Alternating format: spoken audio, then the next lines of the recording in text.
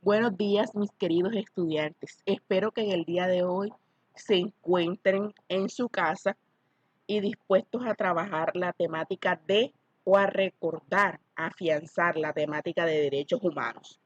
Entonces tenemos, ¿qué son los derechos humanos? Vale la pena aclarar qué es un derecho. Entonces tenemos que un derecho es la facultad de exigir algo. Un derecho es lo que está conforme a la regla o como nos indica este mapa mental, también es el conjunto de normas que respetan la dignidad de las personas y son establecidas intencionalmente. Los derechos, ¿por qué son llamados derechos humanos? Porque son del hombre, de la persona humana. Desde el mismo momento en que la persona es concebida como ser humano, allí va a tener esos derechos y tiene la potestad de reclamar y que se le sean reconocidos. Y la promoción es para todos, es decir, no se exceptúa a ninguna persona de los derechos humanos. No están bajo el comando de ningún político y están dirigidos exclusivamente a la persona humana. Una cosa por aclarar y ya allí sí nos iríamos a las características de los derechos humanos, es que no importa tu condición social, no importa si eres rico, si eres pobre, los derechos humanos son inherentes y nos vamos a encontrar esta categoría. No tienen distinción de raza, de sexo, nacionalidad, origen, lengua, religión, confesión u otra condición. No puedes renunciar a los derechos humanos. Tampoco los puedes comprar, los puedes vender, los puedes alquilar. Tienen un carácter universal, o sea, toda la raza humana tiene estos derechos, tiene estas facultades, estas normas. Y no, los derechos humanos no vencen, no tienen fecha de vencimiento. Ellos viven con las personas hasta el día que esa persona muere. Está protegido por sus derechos humanos. No importa el régimen de gobierno, si es eh, eh, o el país, siempre vas a tener acceso a los derechos humanos y es una lucha constante. Ha sido un reto que se mantengan los derechos humanos en algunos países donde se violan, por ejemplo, el derecho a la vida, el derecho a una vivienda digna, a un trabajo digno. Cada día se están formulando más estrategias para salvaguardar los derechos humanos. Vamos a hacer entonces un recuento histórico de estos derechos humanos. Ya dijimos qué son. Ahora bien, para hacer este recuento histórico nos vamos a la época de 1789 y cómo está conectada esta época con la evolución histórica de los derechos humanos. Recuerda que en ese momento el pueblo de Francia abolió un sistema monárquico absoluto. Recuerda que la monarquía es el gobierno de un rey y absoluto porque era una combinación entre monarquía y dictadura. Una monarquía déspota, donde no había simpatía con el pueblo francés. Y en ese momento instauraron la República Francesa. Entonces, la Asamblea Constituyente de ese momento declaró los derechos del hombre y del ciudadano, demasiado hermosos y son la base o el antecedente de la Declaración Universal de los Derechos Humanos.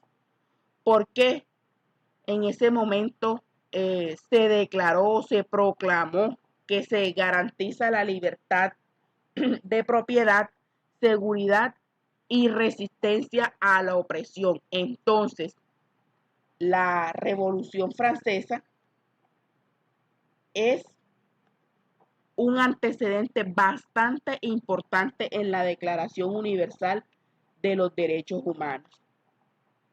Luego podemos irnos más adelante a la Segunda Guerra Mundial.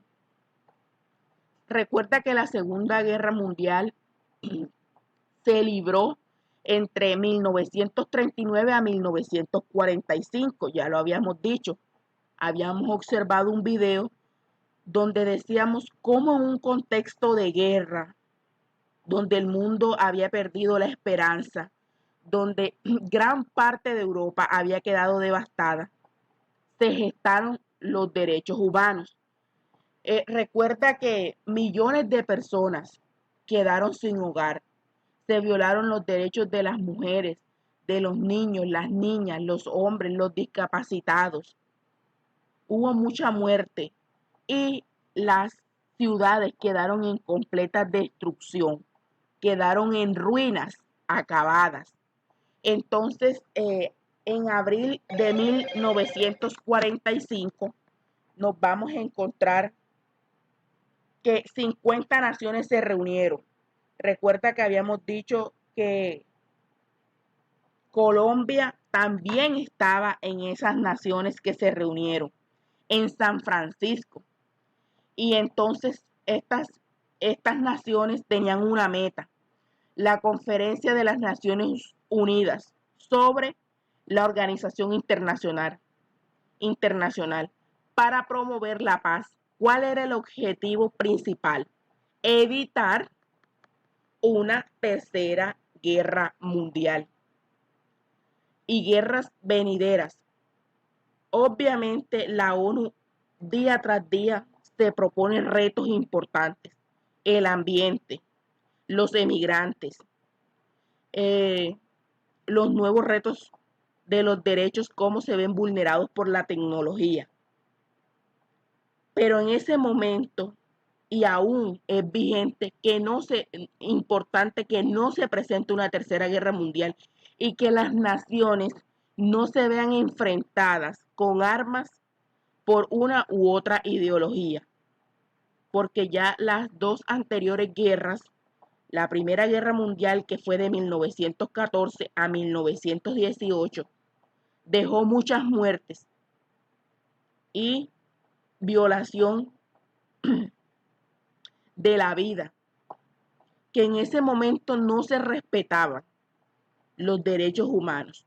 Pero la ONU, en ese contexto de guerra, nace para vencer todas esas violaciones, que en ese momento no se hablaba de una protección de los derechos. Ahora bien, en abril de 1945 se reúnen estas naciones para proteger los derechos de las personas. Y más adelante, en 1948, la Comisión de los Derechos Humanos, bajo la presidencia dinámica de Eleanor Roosevelt, recuerda que viuda de Franklin Roosevelt, nos vamos a encontrar que se redactó el documento que hoy se conoce como la Declaración Universal de los Derechos Humanos, una carta magna. Es un documento bastante inspirador, ya lo habíamos comentado, y fue adoptada por las Naciones Unidas el 10 de diciembre de 1948. Los países miembros de las Naciones Unidas en ese momento se comprometieron, escuchen bien, a promover los 30 artículos de los derechos humanos, que por primera vez en la historia se habían reunido para sistematizar este documento. Este documento es la base fundamental para que se empezaran a respetar derechos como la vida, derechos como un ambiente sano, una educación, la cultura, la libre determinación de los pueblos. Por primera vez en el mundo se empieza a hablar del respeto de estos derechos. Es bastante importante esto. Entonces, los derechos se clasifican bajo estas condiciones que vamos a ver a continuación. Entonces tenemos que los derechos se clasifican de diversas maneras, de acuerdo a su naturaleza, su contenido y a la materia que le refieren. Pero entonces tenemos tres generaciones de carácter histórico y cronológico, según su aparición o reconocimiento. Entonces tenemos los derechos de primera generación. Son derechos civiles o individuales. Más bien protegen a la persona en su individualidad. Estos derechos de primera generación, también llamados derechos civiles y políticos, se refieren a los primeros derechos que fueron consagrados en la Declaración Universal de los Derechos Humanos. Entonces ahí tenemos primordial, y ya lo hemos explicado en clase, el derecho a la vida.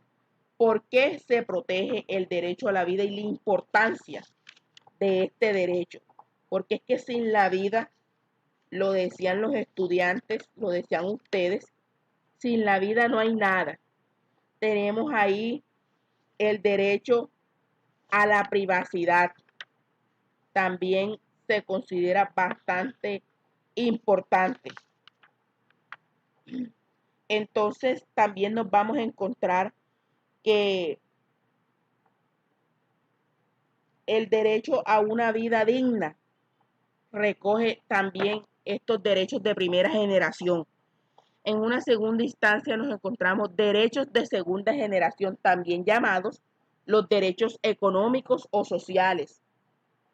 Recogen todo lo que tiene que ver con que el Estado garantice los derechos relacionados con la salud, la educación, la vivienda, el trabajo, la propiedad, entre otros, los cuales también se consideran como prestación o asistenciales. Esto implica mucho la responsabilidad del Estado con estos derechos. Por ejemplo, cómo garantizar una vivienda digna, un buen sistema de salud, una propiedad. El Estado debe proteger y promover estos derechos.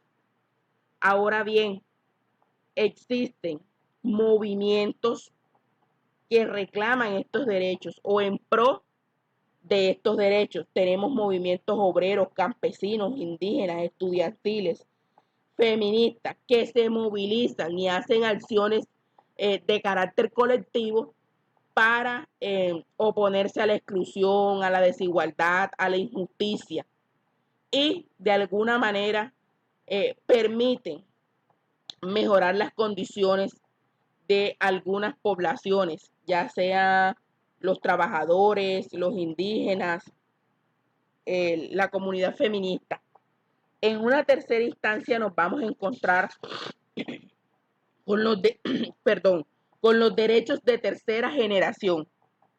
Los derechos de tercera generación también los podemos denominar como derechos de solidaridad o de los pueblos. Los derechos de tercera generación son derechos colectivos y de alguna manera protegen a los pueblos de la colonización y el desplazamiento y llaman o implican establecer formas de cooperación y de solidaridad. Entonces tenemos derecho a la autodeterminación de los pueblos y de alguna manera este determina que los pueblos son libres y el desconocimiento de este derecho trae consigo una violación que es xenofobia y racismo. También aquí tenemos derecho a la paz.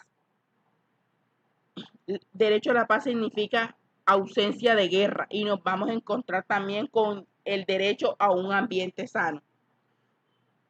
Todos estos derechos van a la protección del ser humano en lo colectivo. Entonces es así como nos encontramos